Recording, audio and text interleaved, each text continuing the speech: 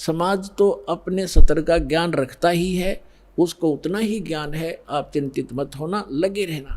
तो इसी आधार से वो सुनते भी रहते थे, फिर परमात्मा के ज्ञान से दृढ़ रहते थे। फिर भी कहीं ना कहीं जो एक बार नहीं 2 बार सुनाने से चिढ़ जाता था, उसको छोड़कर अन्य को वो सुनाते थे, अपना काम जारी रखा। अब उधर से क्या हुआ, एक दिन अपने आंगन में बैठकर, गर्मियों का मौसम था, शाम के समय अपना बैठे थे तीनों, पिता पुत्र पत्नी उसकी। और वो लड़का जब बच्चों में जाता था वो भी यही चर्चा करता था कि हमारे गुरुजी के सिकंदर लोधी दिल्ली के बादशाह भी शेष हो गए, वीर सिंह बघेल काशी नरेश हमारे गुरुजी का शिष्य है, बिजली खां पठान मगर नरेश हमारे गुरुजी का शिष्य है, ऐसे ऐसे सुख देते हैं, ऐसे ऐसे सुख देते हैं। बच्चे भी बताया करते हैं अन्य बच्चों में बैठकर हमारे बच्चे। तो वो बच्चे उसको चढ़ाते थे सेव को कि तुम्हारे गुरुजी तो लालची हैं, वो तो राजाओं के घर जाते हैं, और तुम्हारे घर ना आए कभी भी, क्योंकि तुम गरीब हो, तुम्हारे घर क्यों आएंगे। तो वो बच्चा इस बात से दुखी हो जाता था। अपनी माँ से एक दिन कह रहा था, दोनों पिता पुत्र वहीं बैठे थे, उनकी माँ भी बैठी थी बच्चे की। तो लड़का कहने लगा, पिताजी गुरुजी कभी अपने घर भी आएंगे। तब नेकी ने कहा, बेटा अपने घर तो वो रहते ही हैं, हम भगवान से जुड़ गए हैं तो हमारे साथ है परमात्मा, हमें दिखाई नहीं देते। ये तो ठीक है माता जी, लेकिन एक बार गुरुजी अपने घर आ जाए ना, बस फिर तो जो मेरे को ऐसे ऐसे गली के बच्चे कहते हैं उनका मुंह बंद हो जाए, फिर मैं बता दूं हमारे गुरुजी लालची नहीं है। तो वो कहने लगे, बेटा भगतों ने संसार की नहीं सुननी चाहिए, अपने गुरुजी के ज्ञान को आधार बनाकर जीना चाहिए। कहने तो उन बच्चे बालक हैं, उनको पता नहीं है हमारे गुरुजी लालची थोड़े हैं, उनकी दृष्टि में तो सभी एक जैसे हैं।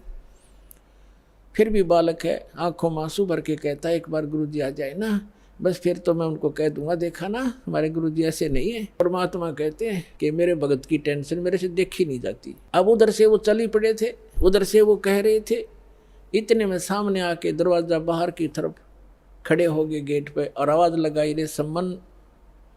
नेकी कहने लगी, गुरुजी का आवाज नजर आती है।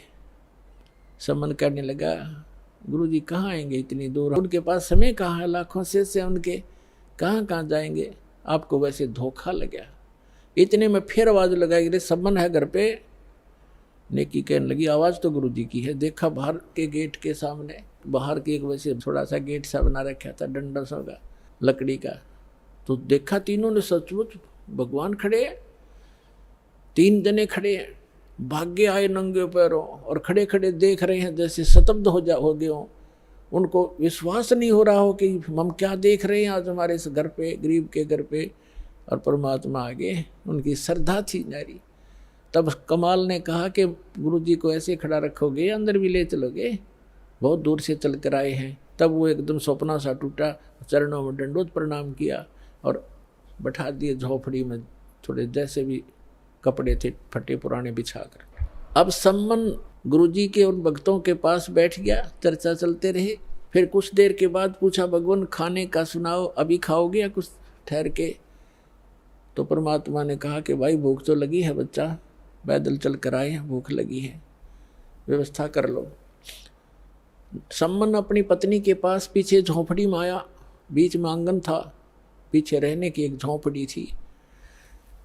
उसमें आकर कहा कि भोजन बनाओ गुरुजी के लिए, संतों के लिए। नेकी ने कहा कि आज हमारे घर पर 100 ग्राम भी आटा नहीं है। समन ने कहा कि ला तेरा ये चीर जो बहनें रखती हैं अलग से कपड़ा, वायल, चूंदड़ी, कहने लगी ला तेरा ये चीर दे दे कपड़ा, इसको गिरवे रखाऊंगा और कुछ आटा ले आता हूँ।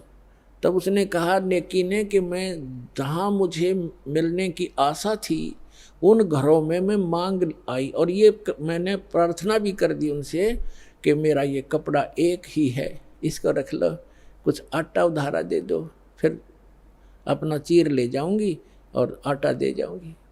तो उन्होंने कहा कि ये फटा हुआ है एक स्थान से, इस कारण से किसी ने इसके बदले में आटा भी नहीं दिया। अब कलेजा पकड़ कर बैठ गया सम्मन, हे भगवान, पहली बार तो गुरुजी आए, मैं कैसा नीच हूँ, कैसा दुर्भाग्य हूँ। ज्ञान से पता ही उसको लग गया था कि जिसने पूर्व जन्म में पुण्य नहीं कर रखे, तो दान नहीं कर रखा, दान करने वाले को ही धन मिला हुआ होता है। आज जो दान कर रहे हैं उनको आगे धन ही मिलता है। तो वो इस बात से बड़ा चिंतित था, मैं कितना नीच रहा हूँ, पिछले जन्म में दान किया नहीं, अब दान योग्य मेरे पास कुछ है नहीं, पिछले जन्म का ऐसा कर्महीन इंसान रहा हूँ मैं, आज मैं अपने गुरुजी को भोजन नहीं करा सकता, संतों भूखे जाएंगे मेरे द्वार से। आंखों में आंसू आ गए बुरी तरह।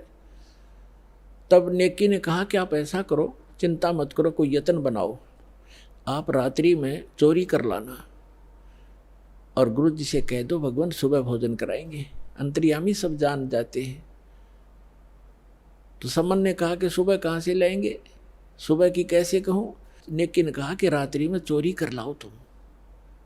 अब उसी समय सेऊ कहने लगे, अब लड़का रोज सुना करता माता पिता के मुख से बेटा भूखा रह जावे, पर चोरी नहीं करनी चाहिए। चोरी करने वाला व्यक्ति कभी भी सक्सेस नहीं होता, उसका नाश होया करता है, महाअपराधी व्यक्ति होता है। तो सेऊ कहने लगा कि माता गुरुजी रोज सत्संग में सुनाते हैं चोरी नहीं करनी चाहिए, और आज मैं आपके मुख से सुन रहा हूँ कि चोरी कर ले हम, इससे अच्छा तो हम मर जाएं, वो अच्छा है, भूखे मर जाएंगे, गुरुजी से हाथ जोड़ लेंगे। तब नेकी ने कहा बेटा बात सुन पुत्र, तेरी बात बिल्कुल सही है, चोरी करने वाले का नाश होता ही होता है, विनाश होता है। लेकिन पुत्र हमने इस नगरी में कुछ समय व्यतीत किया है और यहाँ का अन्न पानी हमने खा रखा है। ये बालक हैं नगरी वाले, जानबूझ कर आटा नहीं दे रहे। 2 किलो आटा, कोई 3 किलो आटा, दुबर होता है। इतने बड़े अरे सेठ हैं ये सारे, पैसे वाले हैं। लेकिन आज ये क्या कह रहे हैं कि तुम रोज डींग मारा करते, बड़ाई करते थे, हमारे गुरुजी ये कर देते, हमारे गुरुजी ये कर देते। आज तुम्हारे गुरुजी पर घर भरवा लो, तुम मांगते क्यों फिरते हो, तुम्हारे घर भर देगा भगवान तुम्हारा। इस कारण से भी वो हमें कुछ भी सहयोग देने को तैयार नहीं बेटा। और जय परमात्मा यहाँ से निराहार चले गए, आग लग जाएगी इस नगरी में। अब तू सोच ले, या नगरी बचानी है या नहीं। तब सेव कहने लगा माँ आप जो कहोगे वही करेंगे। और बेटा 3 शेर लाना चोरी करके, हम नहीं खाएंगे, गुरुजी बच्चों भगवानों को खिला देंगे, तो यह नगरी बसी रह जाएगी। इनमें अभिमान छा गया, पैसे का, धन का इनके अंदर अभिमान है जो इनको नाश कर देगा इनका। शाम को कह दिया भगवान सुबह वक्त से भोजन कराएंगे। समझ गए कि बेटा जल पिला दे, 1 गिलास पी के, गिलास जल बैठ गए भोजन पर। लेटने वाले लेट गए। 12:30 बजे से रात्रि के दोनों पिता पुत्र चोरी करने चले गए। पहले कच्ची मिट्टी के महल मकान होते थे, जहाँ छोटी ईंटें होती थी, बिल्कुल छोटी, तो कच्ची ईंटों का वो मकान था, उसमें सुराग कर लिया, ऐसा अंदर प्रवेश कर जा, ऐसे घिसट गए। तो सम्मन ने कहा कि बेटा तू बाहर रहना, मैं अंदर जाता हूँ, और यदि लाला जी जाग जावे मैं आटा बांध के कपड़े में और बाहर फेंक दूंगा, तू लेके भाग जाना। तब सेऊ ने कहा पिताजी अंदर मैं जाऊंगा, और यदि लाला जी सेठ उठ गए, जाग गए, तो मुझे पकड़ भी लेंगे, तो मैं बालक करके मुझे माफ़ कर देगा राजा, और नहीं ये राजा चोरों को माफ़ नहीं करता, फांसी देता है।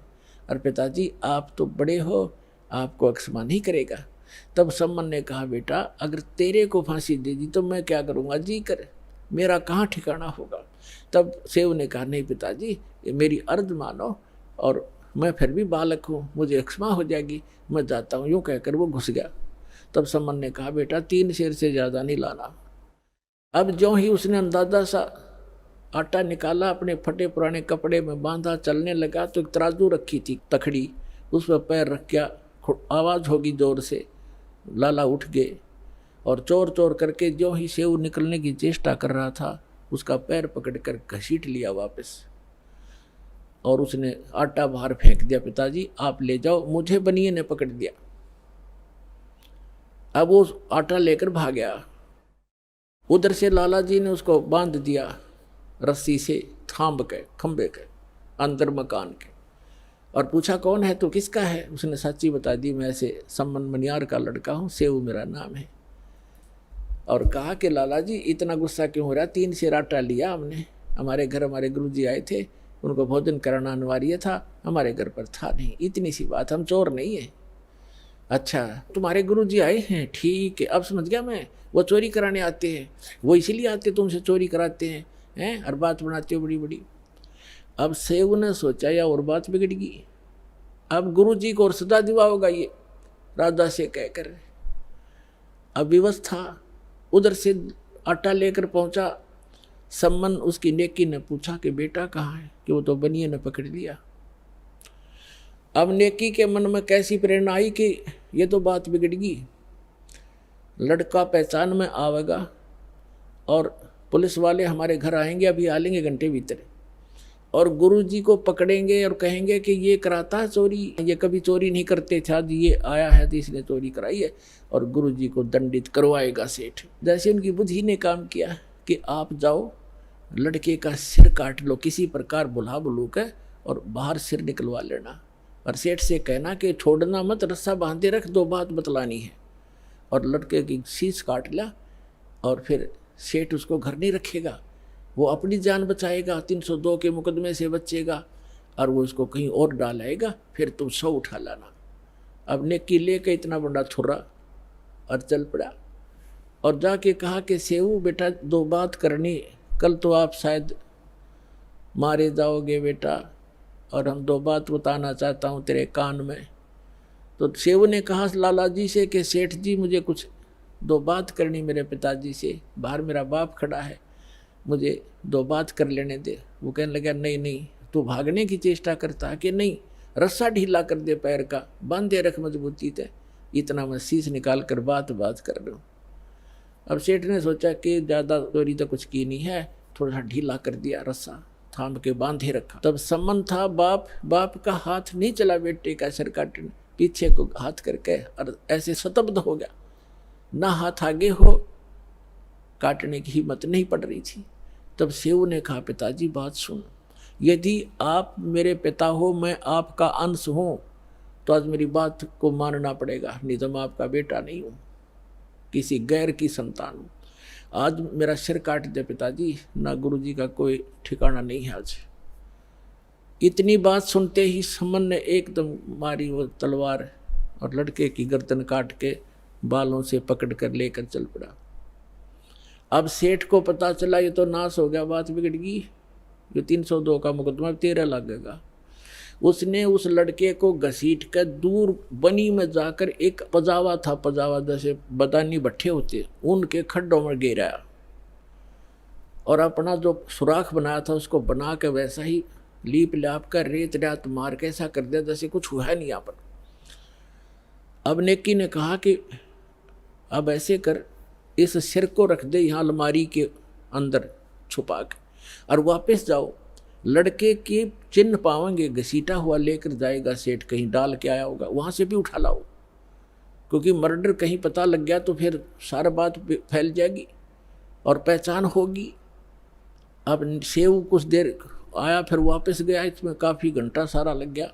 इतने में सेठ अपना उसको डाल के सारा काम करके आराम से बैठ गया।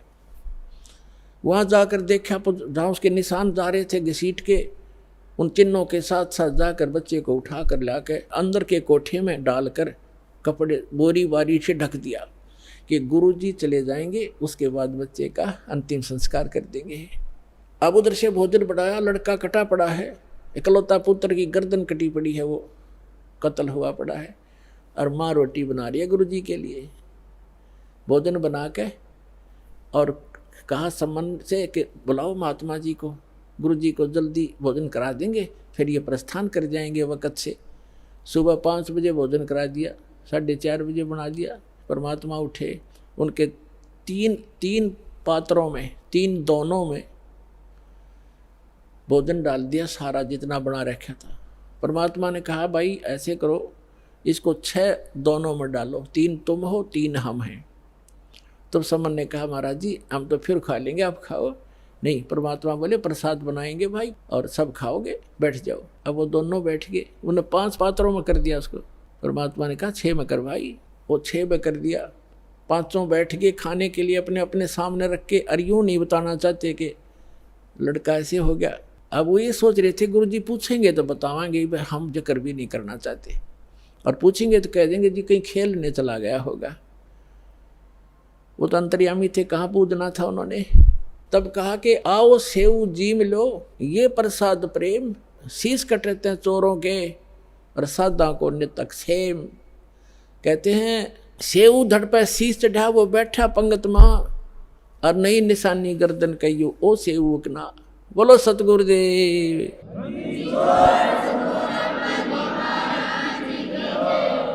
अब परमात्मा ने नु कहा था आओ सेऊ जीम लो ये प्रसाद प्रेम, और सिर कटते हैं चोरों के बेटा संता के तो अक्षेम। संतों की तो शीश की रक्षा होती है। आ जाओ आप भोजन पाओ। कहते हैं जेऊ धड़ पर शीश चढ़ा, अपने आप शीश उठकर उस धड़ पर लग कर और सेऊ भाग्या आया बाहर बैठ के और भोजन पंगत में बैठ गया खाना खाने के लिए। और माता पिता ने निशान देखा कि निशान भी नहीं गर्दन का कहीं कटे हुआ। अंदर उठ कर जाकर देखा वो शव नहीं, वो शीश नहीं, वहाँ रकत के कुछ धब्बे जरूर पड़े हैं। तो पुण्यात्माओं, यदि भगवान की ही आप तुलना करना चाहते हो, पहचान करना चाहते हो, श्री कृष्ण जी को आपने ताम्र ध्वज के जीवित कर देने मात्र से उनको भगवान मान लिया, तो कबीर भगवान के ये लक्षण उसके समांतर समझना। और देखो जैसे कमाल था, उसका जीवन शेष नहीं था और परमात्मा ने उसकी एक्सटेंशन आयु कर दी। अब उस दिन कमाल के हृदय में धक धक हुई और चरण पकड़ दिए ने बोले भगवान। परमात्मा ने कहा सेवु तो कह रहा था ना मेरे जैसा कोई सेवक नहीं, तूने सेवक तो देखे नहीं थे बेटा। कमाल भी शतब्द हो गया, नु कहने लगा भगवान सचमुच मैं तो इनके चरणों की धूल भी नहीं था। तो बेटा एक से एक साधु भक्त होते हैं, अभिमान नहीं करना चाहिए। उसकी फड़क निकाली। अब फिर क्या किया, परमात्मा ने कहा बेटा तेरा अब देखना ठाठ हो जाएंगे समन। कहते हैं सत ना छोड़े सूरमा, सत छोड़े पतदा, और सत के बांधे लक्ष्मी फिर मिलेगी। यार आपने अपनी जो क्रिया को छोड़ना नहीं चाहिए। जैसे वो मजाक करते थे इसे तुम्हारे भगवान ने ये कर दे, लड़का जीवित किया और फिर सम्मन को इतना धन दे दिया परमात्मा ने, एक नंबर का सेठ का है उसी जीवन में। तो परमात्मा कहते हैं कल्पे कारण कौन है, मन में ज़्यादा कल्पना मत कर, फलाना यूं कह रहा था तुम नहीं, तुम्हारे कुछ नहीं हो रहा। आन दे समय कल्पे कारण कौन है, कर सेवा नहीं काम, और मन इच्छा फल देऊंगा जब पड़े मेरे ते काम। फिर परमात्मा कहते हैं धीरे धीरे रे मना धीरे सब कुछ हो, और माली सींचे 100 गुणा समय आए फल हो। अब आपने आम का बीज बोया है, जैसे पौधा बोते हैं, सैकड़ों घड़े उसमें पानी की सिंचाई होती है, और उसको परिपक्व होने दो। परिपक्व होने के बाद फिर देखना कितना लदपद होगा फलों से। आप भी खा लोगे, पड़ोसी भी खा लेंगे, रिश्तेदार भी ले जाएंगे, तो भी खत्म नहीं होगा। तो ये भक्ति, यथार्थ भक्ति रूपी पौधा आज आपने लगाया है, इसको कुछ समय दो और फिर देखना कितने सुख देगा ये कबीर भगवान आपको। बोलो सतगुरुदेव।